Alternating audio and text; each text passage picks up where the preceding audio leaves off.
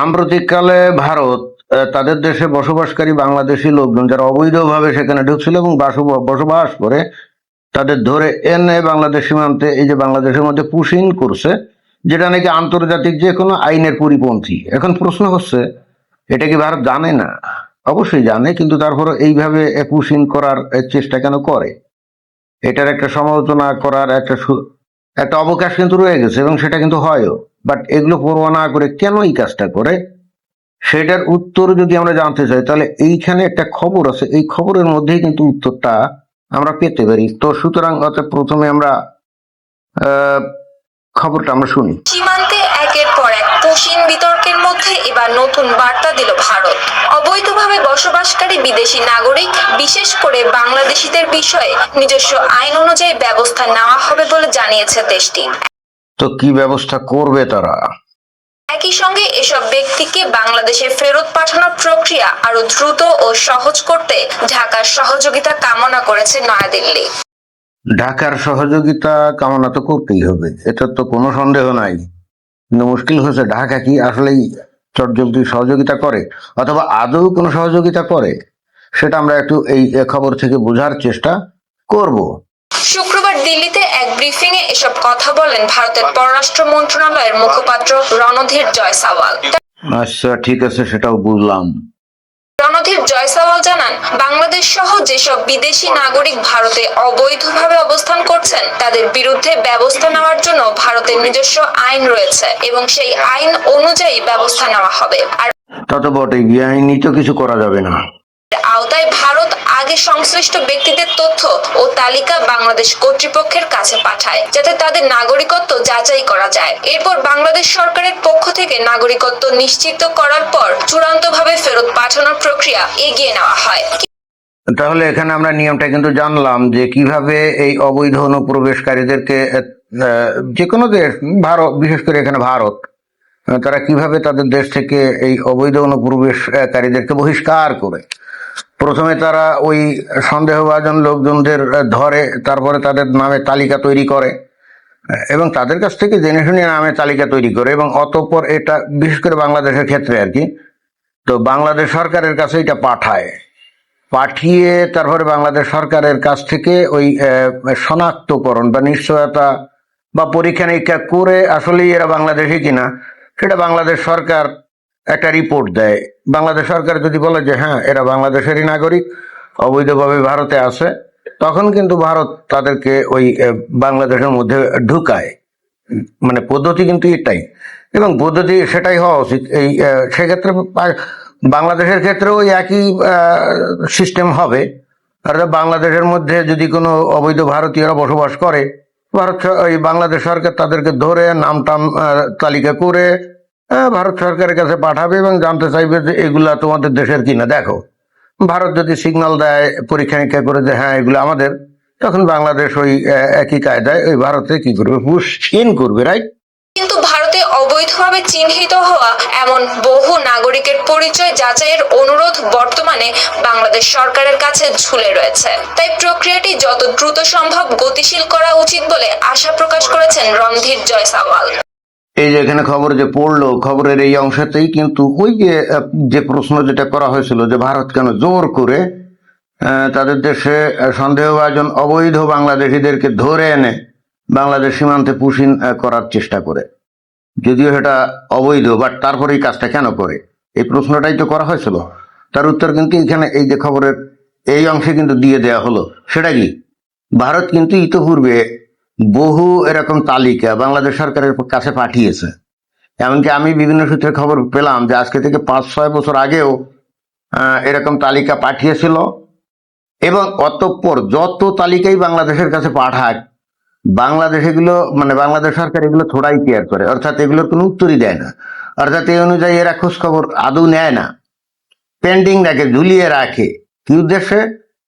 বাংলাদেশের মূল বক্তব্য হলো যে বাংলাদেশে এমনি জনসংখ্যা বেশি, বাংলাদেশের লোকজন আর কমা উচিত।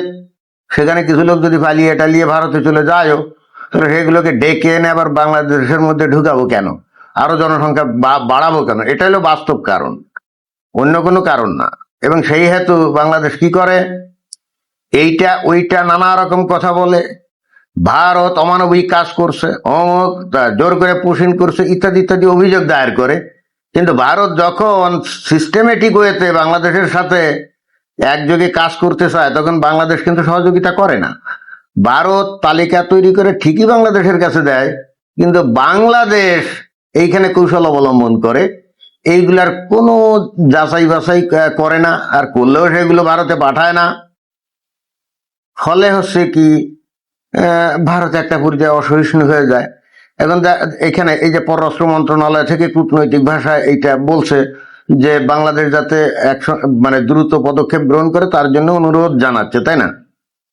তো বিষয়টা তো আসলে কূটনৈতিক ভাষা, কিন্তু বেসিক্যালি তো বাংলাদেশের উপর একটা প্রেশার ক্রিয়েট করা হচ্ছে যে তোমরা আসলে কাজ করো না, তোমরা তো সহযোগিতা করো না, তোমাদের কাছে তো আমরা তালিকা পাঠাই, কিন্তু তোমরা তো যাচাই বাছাই করে আমাদেরকে রিপোর্ট দাখিল করো না। তাহলে আমাদের আমাদের কি অল্টারনেটিভ আছে? আমরা কি তাহলে তোমাদের দেশের নাগরিক যারা আমাদের দেশে অবৈধভাবে আছে তাদেরকে কি আমরা থাকতে দেবো না? তা তোমরা থাকতে দেবো না। তোমরা বিশ্বাস করবা, মুখ দিয়েছেন যিনি হার দিবেন তিনি, এই ফর্মুলায় তোমরা তোমাদের দেশে আদম সন্তান যথেষ্ট বৃদ্ধি করবা, তারপরে সেই লোকগুলাকে তোমরা থাকতে দিতে পারবা না, তাদের ভরণ পোষণ করতে পারবা না, তাদের কর্মসংস্থান দিতে পারবা না।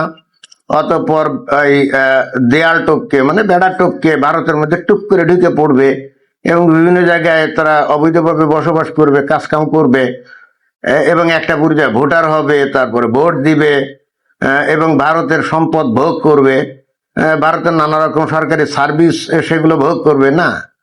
আমরা তো আমরা তো আমরা তো এত ঠেকা না। আর তোমাদের দেশের মানুষ এগুলো আমাদের দেশে দরকারও তো নেই। তাহলে তোমাদের দেশের মানুষ আমাদের দেশে ঢুকবে এইটা তোমরা চেকও দিবা না। তোমরা বর্ডারে তখন তোমাদের কোনো খোঁজ নাই, বিডিআর টিডিআর বা বিজিবি তারা তখন কিন্তু খোঁজ পায় না যে কখন কিভাবে ঢোকে। খালে যখন পুশ ইন করায় তখন তোমরা টের পাও, তাই না? তো অর্থাৎ ভারত বস্তুত বাংলাদেশকে বলতে চাচ্ছে যে তোমাদের প্রথমত বিজিবিকে সক্রিয় করা দরকার যাতে বাংলাদেশ থেকে অবৈধভাবে ভারতে ঢুকতে না পারে, আর এরপরে যারা ঢুকে গেছে তাদেরকে আমরা তালিকা তোমাদের কাছে অতীতে দিয়েছি, কিন্তু তোমরা কোনো কাজকাম করো নি। এখন তোমরা কৌশল করে এটাকে পেন্ডিং রাখবা, মানে ধান্দা করবা যে উত্তর যদি তোমরা না দাও তাহলে আমরা এই ভারতে তোমাদের দেশের লোকজন যারা ঢুকে বসে আছে তাদেরকে একটা পর্যায়ে আমরা নাগরিকত্ব দিতে বাধ্য হবো। জি না, এত ঠেকা আমাদের নাই। আমরা অতএব তখন তাদেরকে ধরে নিয়ে ওই বর্ডার অঞ্চলে নিয়ে গিয়ে পুশিনি করে দেবো। কারণ তোমরা তাদের তথ্য তালাশ করে যদি খুঁজে নাও পাও, আসলে খুঁজে পাও, বাট তোমরা আসলে তথ্য তালাশ তো করোই না। এটা হলো ভারতের বক্তব্য। অর্থাৎ ভারত বলতে চাচ্ছে বাংলাদেশকে যে তোমরা তো তথ্য তালাশ নেয়ার চেষ্টা করো না, নিলেও এগুলো পাঠাও না, বস্তুত তারা যাতে ফিরতে না পারে, এইটাই তো উদ্দেশ্য। কিন্তু আমরা তো তাদের তথ্য তালাশ ঠিক মতো নিয়ে আমরা নিশ্চিত হই, আমরা ঠিকই শনাক্ত করি যে এরা বাংলাদেশের, অরিজিনালি বাংলাদেশের নাকি ভারতের। এবং তথ্য তালাশ বা পরীক্ষা নিরীক্ষা করার তো অনেক উপায় আছে, যেমন ভাষাগত একটা ব্যাপার আছে। আর নাম্বার দুই, সেটা হলো যে দেখা যায় যে যে লোকজন আছে তাদের কাছে অধিকাংশের ক্ষেত্রে আসলে বৈধ কোনো কাগজপত্র নেই। আর যারা ভোটার কার্ড আধার কার্ড তৈরি হয়তো করে ফেলছে নানাভাবে অসৎ উপায়, দুই নম্বরও এতে দেখা যাবে যে যে সমস্ত লোকজন আধার কার্ড আছে বা ভোটার কার্ড আছে তার পিতা মাতা তারা কিন্তু এই ভারতের নাগরিক না। আর যদি ভারতে থেকেও থাকে তাদের নামে কিন্তু কোনো জমি সম্পত্তি নাই, অর্থাৎ উত্তরাধিকার সূত্রে প্রাপ্ত এগুলো কোনো কিছু নাই। অর্থাৎ খুব ইজিলি কিন্তু শনাক্ত করা যায় যে কোনটা ভারতীয় আর কোনটা বাংলাদেশের।